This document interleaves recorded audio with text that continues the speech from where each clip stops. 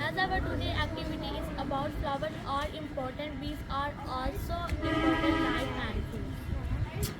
Why we should save the bees?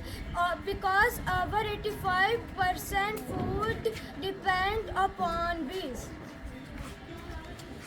The process in the process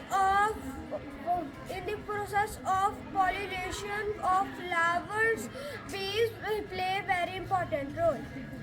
The question arises, what is pollination? In the process of pollination, pollen is transferred from one flower to another.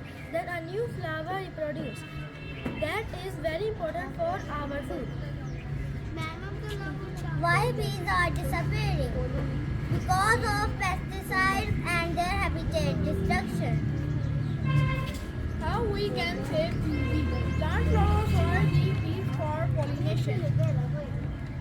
Avoid separate pesticide. Give these space to bees for drinking water. Thank you.